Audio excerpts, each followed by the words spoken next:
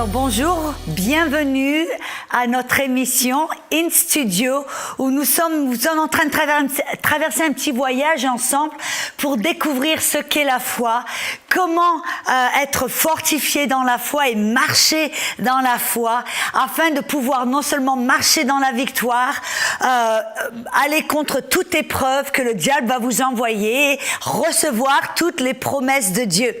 Et pour faire un tout petit récapitulatif, la dernière fois que nous étions ensemble, nous avons découvert que la foi peut se reposer. On a vu dans Marc 11, 24 que Jésus a dit, et ça c'est la clé vraiment, Jésus a dit quand vous priez, vous devez, ça veut dire c'est une obligation. C'est pas si vous voulez ou si vous en avez envie, non. Si vous devez croire que vous l'avez déjà reçu et vous le verrez s'accomplir. On voit ici que si vous voulez le voir s'accomplir, que ce soit la réponse à votre question ou votre guérison ou toute autre bénédiction, pour voir et la voir s'accomplir et avoir la manifestation de votre prière, vous devez tout d'abord croire que vous l'avez déjà reçu. Et vous avez remarqué là que Jésus ne nous a pas demandé de croire que Dieu va nous le donner. Non, il nous a demandé de croire qu'on le reçoit parce qu'il sait que tout en Christ nous a déjà été donné. C'est ce que Jean 3, 27 dit qu'un homme ne peut recevoir que ce qui lui a déjà été donné. Et on voit qu'en Christ, il nous a donné toutes les bénédictions spirituelles dans les lieux célestes en Jésus-Christ. Amen. Donc la question n'est pas est-ce que Dieu va me le donner ou est-ce que Dieu va me guérir ou est-ce que Dieu va m'aider ou vous pouvez remplir la petite case, le besoin que vous avez, la situation à laquelle vous traversez. Vous devez savoir que la question c'est pas est-ce que Dieu va le faire, la question est est-ce que je suis disposé à recevoir. Tout comme le monsieur qui s'est approché vers Jésus en lui disant Seigneur, si tu peux faire quelque chose, viens à mon secours. Et Jésus a dit non, si tu peux. Donc là, je vous dis, c'est pas est-ce que Dieu va me donner ou est-ce qu'il peut me donner ou me guérir. La question est est-ce que tu peux croire que tu l'as déjà reçu en sachant que ça nous a déjà été donné. Et on a vu que on peut savoir si quelqu'un a vraiment reçu. Je peux savoir si j'ai vraiment reçu la réponse à ma prière et à mon besoin si je rentre dans le repos. On a vu Hébreux chapitre 4, on va se rafraîchir les idées un petit peu, oui. Dans Hébreux chapitre 4, commençons vers le verset 3 qui nous dit « Pour nous qui avons cru, ou pour nous qui avons la foi, ou pourriez dire, ou pour nous qui croyons que nous avons déjà reçu, nous entrons dans le repos. » Et on voit après dans le verset 9 à 11, il continue dans la même lignée et il dit car il y a donc un repos réservé au peuple de Dieu. Dieu nous a appelés à nous reposer. Il dit car celui qui entre dans le repos se repose lui-même de ses propres œuvres, comme Dieu s'est reposé des siennes. Et le verset 11, qui semble être une petite contradiction, mais attendez un petit peu, il dit donc efforçons-nous d'entrer dans ce repos. Et on dirait là qu'il y a un quiproquo, une contradiction, parce que là, d'un côté, l'auteur du livre des Hébreux nous dit, celui qui croit, qui est dans la foi, rentre dans le repos. Il se repose de ses propres œuvres. Il dit donc, efforçons-nous de rester dans le repos ou de rentrer dans ce repos. On voit aussi dans le livre de Timothée que Paul dit à Timothée, combat le bon combat de la foi. On voit que c'est un bon combat parce que Dieu nous a déjà donné la victoire ou nous a déjà tout donné. On sait ça déjà avant de commencer cette épreuve ou le combat, que c'est un bon combat. Dieu nous a déjà donné tout ce dont nous avons besoin. Il nous a donné la victoire. Mais il dit qu'on doit combattre le bon combat. Et c'est quoi ce combat? C'est à quoi qu'on doit s'efforcer? Amen. D'un côté, il dit repose-toi. De l'autre côté, combat, efforce-toi. Alors on dirait, mais alors, qu'est-ce que je dois faire? Me reposer? Ou je dois me combattre? Je dois me reposer? Ou je dois m'efforcer? Ben, le combat que l'on combat, on doit s'efforcer, en fin de compte, à rester dans ce repos. Parce qu'à partir du moment où vous vous tenez dans la foi et que vous croyez, que vous croyez, que vous croyez, que vous savez, que vous savez, que vous avez reçu la réponse à votre prière, à votre besoin, que vous avez reçu la victoire, en d'autres mots. Dès que vous savez que vous avez reçu la victoire, alors le diable va venir vous chuchoter et va essayer en toutes sortes de manières de vous faire croire et de vous faire sortir de ce repos, de vous faire rentrer dans vos propres œuvres. Je dois faire ceci, je dois faire cela, je dois courir ici, courir là pour essayer de l'obtenir. Et c'est ce que l'auteur du livre des Hébreux nous dit. Ça va être un combat. On va devoir s'efforcer à ne pas rentrer dans ce schéma, mais on doit s'efforcer à rester dans cette position de repos qui dit, j'ai pas besoin de courir à droite et à gauche, je sais que je l'ai déjà. Et si je l'ai reçu, alors c'est moi qui l'ai. De la même manière, si je dis oui, je veux te donner, c'est mon désir de te donner mon iPad, mon iPad. Et si vous dites, bah oui, je crois que je le reçois et que vous le recevez, qui c'est qui l'a? C'est vous ou c'est moi? C'est vous, n'est-ce pas? De la même manière, quand vous recevez votre victoire, peu importe quelle épreuve, quel besoin ou ce que vous traversez, dès que vous avez reçu votre victoire, reçu la solution à votre problème et votre besoin, alors vous êtes dans le repos en sachant, je l'ai, c'est fait, c'est terminé, c'est accompli. Ouais, alléluia! Amen. Et les gens, des fois, me disent, mais Audrey, ça ressemble à quoi, le repos? Comment est-ce que vraiment, je vais savoir si je suis dans le repos? On a l'impression, on est dans une culture, une génération où on ne sait plus se reposer. On est tellement occupé constamment. On est tellement bombardé avec des médias et ceci et cela. On est tellement dans ce schéma de faire, qu'on ne sait plus comment se reposer, et on ne sait même plus à quoi ça ressemble le repos.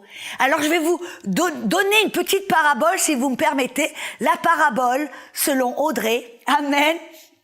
C'est ce que Jésus faisait très souvent, n'est-ce pas?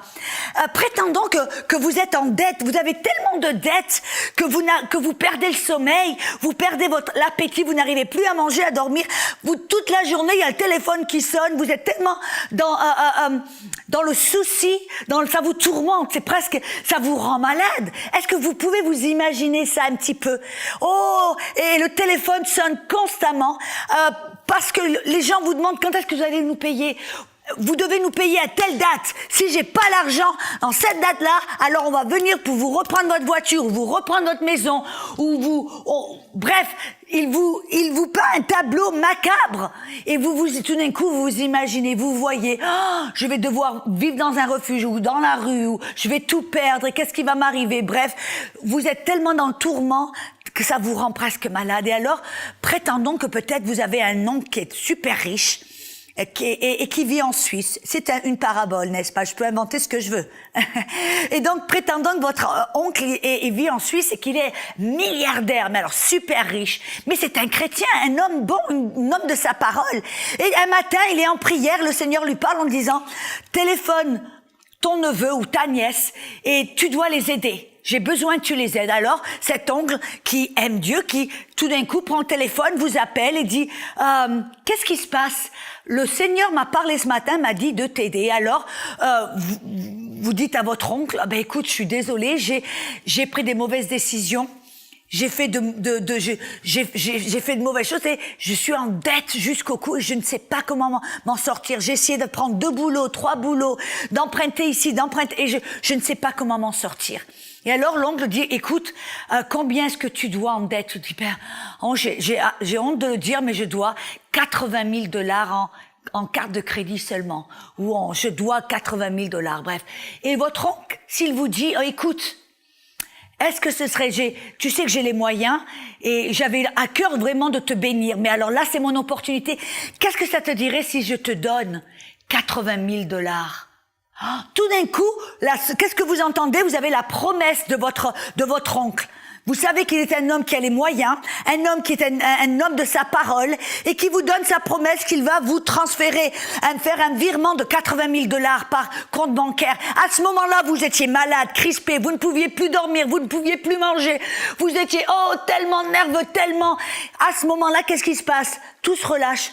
À ce moment-là, même, écoutez-moi bien, vous n'avez pas l'argent dans vos mains, vous n'avez aucune preuve, vous n'avez pas un compte de votre banque qui montre que l'argent était déjà déposé, non, vous n'avez aucune preuve, vous n'avez seulement qu'une promesse, une parole de votre oncle. Mais quand vous savez que vous recevez, que vous croyez cette promesse et que vous recevez, vous savez que vous l'avez reçue à ce moment-là, vous rentrez dans le repos. Et qu'est-ce que ça veut dire? Que vous savez que c'est fait, c'est accompli, c'est fini. Vous n'avez plus besoin d'essayer de courir à droite et à gauche pour essayer de faire quelque chose. Vous savez, c'est fait, c'est accompli, je l'ai, c'est à moi. Et vous savez simplement que c'est simplement une question de temps afin que vous puissiez voir cet argent dans vos comptes bancaires. C'est une question de temps simplement, n'est-ce pas? Vous croyez en la parole de votre oncle, vous avez reçu ce qu'il a promis, et dans votre cœur, même si vous n'avez aucune preuve physique, vous ne voyez rien, vous ne sentez rien, vous savez, vous avez reçu cet argent. Et alors, qu'est-ce qui va se passer?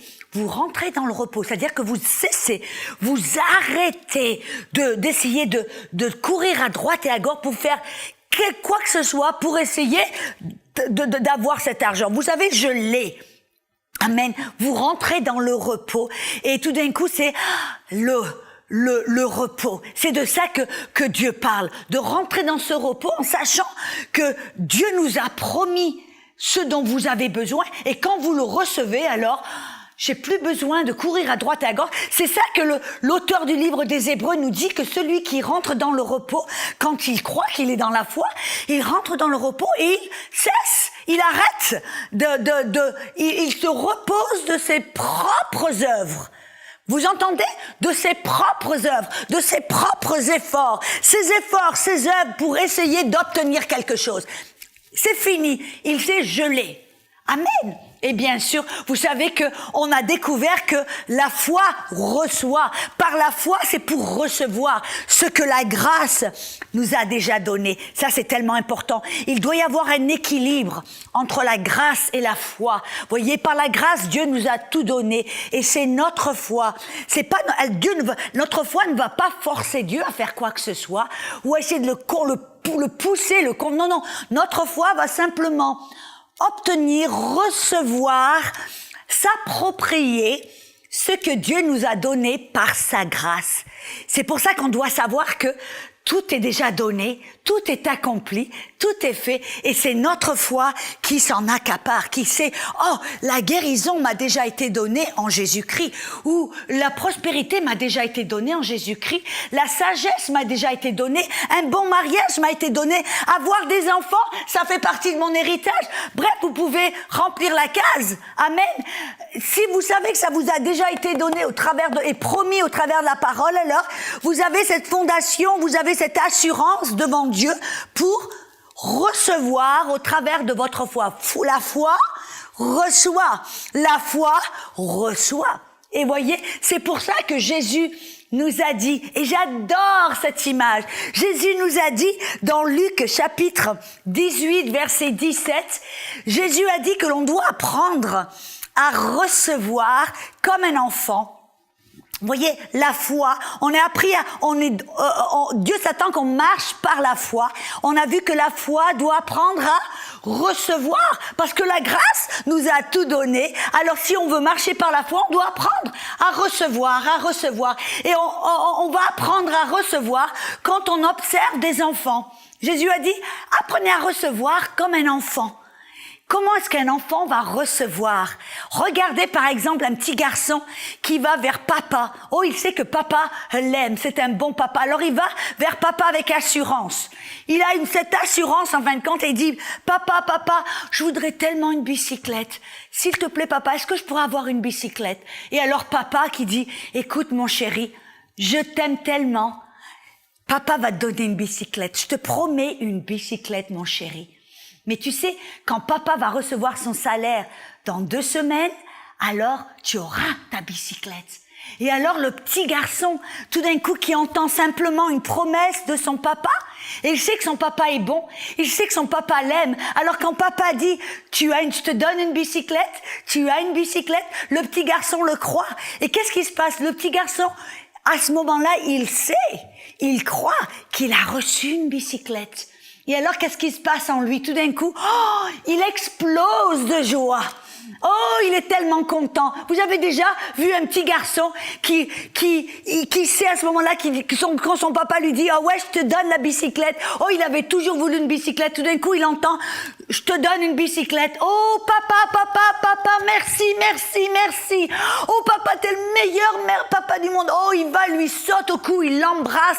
Oh, merci, merci, merci, merci, papa.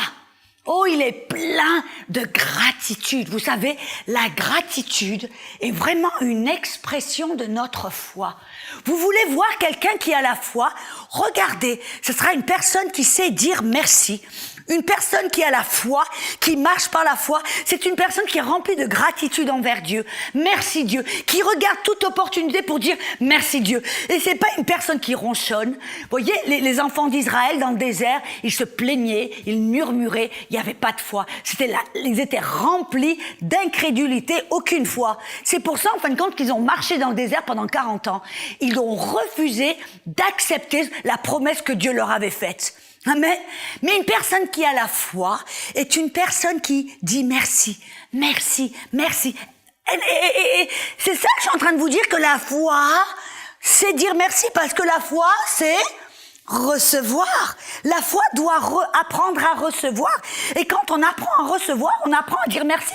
Vous vous rappelez quand vous étiez tout petit? S'il y a quelqu'un qui vous donnait un bonbon et il y avait maman qui vous tapait du coude en disant « Qu'est-ce que tu dis? Qu'est-ce que tu dis ?» On vous enseignait à dire, dès que vous receviez quelque chose, à dire « Merci ». Amen. Et vous savez, ça vient d'où ça? Ça vient de Dieu. Dieu veut que l'on soit rempli de gratitude parce que Dieu veut que l'on marche dans la foi. La foi, c'est dire merci, merci, merci. Parce que la foi va recevoir et c'est comment recevoir. Oh, alléluia. Je me rappelle un exemple dans la Bible. Ça se trouve dans Luc 17. Versets 11 à 19. Cet exemple m'a interpellée parce que j'ai vu, il y avait 10 lépreux. Et ces 10 lépreux, si vous connaissez quoi que ce soit au sujet de la lèpre, je vivais en Inde en tant que missionnaire pendant un petit bout de temps et il y avait beaucoup de lépreux. Et j'ai appris une chose au sujet de la lèpre, c'est que quand vous avez la lèpre, votre système nerveux est mort. Vous ne pouvez plus rien sentir. Si vous vous cognez, vous ne sentez pas la douleur. S'il y a par exemple, si on vous mord le doigt, vous ne sentez rien du tout. Et quelqu'un qui était lépreux, parce qu'ils ne pouvaient plus rien sentir, ils se tapaient, ils se cognaient, on leur marchait dessus. Quoi qu'il se passait, ils ne sentaient aucune douleur. Et vous savez ce qui se passait très souvent? Ces lépreux, pendant la nuit en Inde, qui étaient infestés, qui étaient avec des rats, pendant la nuit, les rats allaient, s'ils avaient une plaie ouverte, les rats venaient pour leur manger les doigts, manger le nez, manger les doigts de pied, manger leur chair. Et alors les lépreux, en fin de compte, c'est pour ça que vous pouvez voir des lépreux, ils ont plus de nez, ou ils n'ont plus de doigts, ou il leur manque les doigts de pied, ou les pieds, ou ils ont des problèmes d'infection sur leur corps. Bref, voyez l'image. Et alors, il y a ces 10 lépreux. Imaginez-vous qu'il y en a peut-être qui leur manquent des doigts, il leur manque un nez, il leur manque des doigts de pied. Ils ont des plaies ouvertes. Et ils ne sentent rien du tout. Et alors, ils vont vers Jésus pour leur demander de les rendre purs. Parce que dans ce temps-là, ils regardaient un lépreux, ils l'appelaient impur. Et il leur était interdit de venir en public. Alors de loin, ils s'approchent vers Jésus, on dit « Oh, fils de David, aie pitié de nous, miséricorde envers nous. » Et alors Jésus, qu'est-ce qu'il leur dit? Jésus leur dit: allez vous montrer, vous êtes guéris, vous êtes purs. Allez vous montrer au sacerdoce royal à Jérusalem pour rendre témoignage. Et vous savez que là, vraiment, ils n'avaient aucune preuve. Rien du tout. Mais en cours de route, ils ont obéi la parole de Jésus. Là, déjà, on voit quelque chose, mais on en parlera plus tard. Oh, ils obéissent la parole de Jésus. Ils sont en route vers Jérusalem et en cours de rue, tout d'un coup, qu'est-ce qui se passe? Ils s'aperçoivent ils ont retrouvé la sensibilité. Tout d'un coup, ils peuvent sentir leurs muscles. Ils ont une sensation qui rentre dans leur corps. Ils peuvent sentir leurs pieds. Tout d'un coup, qu'est-ce qui s'est passé? Ils ont été purifiés de la lèpre. Ils ont recouvert leur sensibilité. Ils ont été guéris. Mais qu'est-ce qui s'est passé? Voyez, s'ils n'avaient pas, ils ont été purifiés. Mais s'il y en avait un qui n'avait pas de nez ou des doigts de pied ou des doigts, il leur manquait toujours des doigts de pied, des nez et des doigts. Mais qu'est-ce que je suis en train de parler là? Il y avait 10 lépreux. Des 10 lépreux, il y en a un qui s'est arrêté, qui a dit si Dieu m'a guéri et purifié, je dois retourner pour lui dire merci. Et alors, des 10 lépreux, il y en a un qui a fait tour de retour, il s'est retourné pour repartir. Je ne sais pas combien de trajets ils avaient déjà fait. Peut-être ils étaient en cours de route, à demi-route, mais il a dit, peu importe, Dieu a été bon avec moi, j'ai reçu ma guérison, je vais me tourner pour aller vers lui, pour lui dire merci, pour le remercier. Parce que ça, voyez, c'est une expression de foi. Il est allé vers Jésus pour lui rendre grâce, pour le remercier. Jésus a dit, mais où sont les 9 autres? N'y avait-il pas 10 lépreux? Où sont les 9 autres? Et l'autre, le lépreux a dit, je sais pas. Et Jésus a dit, est-ce que tu es le seul qui est venu rendre grâce à Dieu? Et vous savez qu'est-ce que Jésus lui a dit? Ta foi t'a sauvé. Et la parole sauvé, là, c'est la parole sozo. Oh, qui veut dire bien plus que être purifié ou être guéri. Ça veut dire devenir esprit, âme et corps complètement complet, sain, entier. Il ne te manque rien. Tu es complètement sauvé, guéri, purifié. Qu'est-ce que je suis en train de dire là? Que quand on reçoit de Dieu par la foi, on doit par la foi rendre grâce à Dieu. C'est une expression de notre foi. Voyez, c'est ça que je veux voir. Si quelqu'un croit vraiment qu'il a reçu par la foi ce dont il a besoin, son cœur va devoir s'exprimer. Son cœur, la Bible dit, 2 Corinthiens 4:13, j'ai cru, cependant, ma bouche a parlé, j'ai déclaré. Si vous croyez que vous avez reçu, alors, vous allez dire, merci Seigneur, j'ai reçu ma guérison. Même si votre corps vous dit, mais non, t'as toujours de la douleur, mais il n'y a rien qui a changé, mais non, votre corps va se battre contre vous. Vous allez peut-être entendre le docteur qui dit, mais non, il n'y a rien qui a changé, c'est même pire. À ce moment-là, qui allez-vous croire? Allez-vous croire la parole de Dieu qui vous dit, par les meurtrissures de Jésus, vous avez été guéris, ou Dieu pourvoit à tous vos besoins selon ses richesses en gloire en Jésus-Christ? Qu'est-ce que c'est? Si vous croyez que vous avez reçu, malgré ce que vous voyez ou vous ressentez, amen, par la foi, vous croyez que vous avez reçu, vous dites, peu importe, je te remercie Seigneur, je sais que j'ai reçu, je sais que je l'ai, c'est à moi. Amen. Voyez ce que je veux dire? On parlait du repos. Le diable va essayer de vous convaincre. Non, t'as rien du tout, t'as rien reçu. Ah non. C'est là que par la foi on dit non, je l'ai reçu, alors merci. Merci. La foi s'exprime au travers de la gratitude. On reçoit pourquoi? Parce qu'on sait et qu'on croit qu'on l'a déjà reçu. Oh, et on se réjouit. Rappelez-vous du petit garçon qui a reçu sa bicyclette. Après, quand il a dit « Papa, merci, merci », oh, il est tellement rempli de joie. On le voit aller au travers de la maison en train de sautiller. « J'ai ma bicyclette, j'ai ma bicyclette ». Oh, il est content, il chante, il danse. « Ah, ma bicyclette, ma bicyclette ». Et qu'est-ce qu'il va faire? Il va aller taper à la porte des voisins. Tu sais quoi? Et appeler son petit copain et appeler sa petite copine. Tu sais quoi? J'ai une bicyclette. Oh, il est rempli de joie. Voyez la joie, on a vu que la gratitude est une expression de notre joie. On reçoit, cependant on dit merci. On reçoit, cependant on est rempli de joie. Oh, ça sort de notre cœur, ça s'exprime parce qu'on a reçu ce que l'on désirait, ce dont on avait besoin. Oh, on était malade, maintenant on a reçu la guérison, alors merci. Tout d'un coup, il y a de la joie parce qu'on sait qu'on est sorti, on sort de la maladie. Oh, écoutez un petit peu.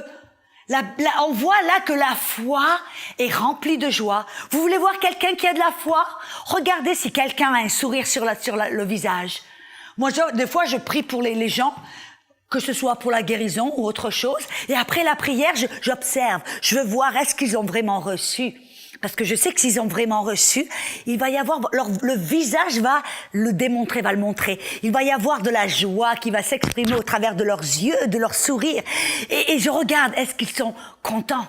Parce que si je sais qu'ils sont contents, c'est parce qu'ils savent qu'ils ont reçu. Et ils vont le voir s'accomplir. La Bible nous dit qu'en fin de compte, c'est une qualité. Dieu est un Dieu de foi. Et Dieu est un Dieu de joie. Voyez, vous voulez voir quelqu'un qui a de la foi? Regardez si cette personne marche dans la joie. Même s'il a des épreuves, même s'il a des problèmes et des besoins, si cette personne marche dans la joie, c'est une personne qui est dans la foi. Parce qu'elle sait que peu importe les épreuves, Dieu me donne la victoire. Et c'est une source de joie. Écoutez ce que la Bible nous dit. Dans Psaume 2, verset 4, la Bible nous dit que celui qui habite dans les cieux, c'est qui habite dans les cieux? C'est Dieu, n'est-ce pas? Il dit, celui qui habite dans les cieux se rira du problème. Alléluia! En fin de compte, Dieu, il voit tout ce qui se passe sur la tête, sur la terre, il regarde et qu'est-ce qu'il fait? Il rigole. Dieu rigole parce qu'il sait que les problèmes, il a déjà la solution. Qu'il a déjà donné la victoire. Et alors, vous voyez, quand on est dans la foi, ça veut dire qu'on est en Dieu, assis à la droite du Père. Et comme lui, même si, comme je dis toujours, même si on comprend pas la blague, même si on comprend pas tout, on va rigoler avec Dieu parce qu'on sait qu'en lui, il nous a déjà donné la victoire. On a déjà tout ce qu'on a. Quand on reçoit quand on a déjà reçu et qu'on reçoit la solution et la victoire, alors, comme Dieu, on va rire. On peut voir peut-être le problème en face de nous. On peut sentir peut-être notre corps qui nous dit non, t'as rien du tout. Mais non, on va rigoler en disant tu sais pas de quoi tu parles. Tais-toi corps, tais-toi symptômes, tais-toi circonstances, tais-toi problème. J'ai déjà la solution, je l'ai reçue, elle est à moi. Voyez un petit peu. Alors je veux vous encourager. Revenez avec nous pour l'émission suivante où on va aller un petit peu plus pour découvrir comment marcher dans la foi? Comment montrer que l'on a vraiment reçu notre victoire?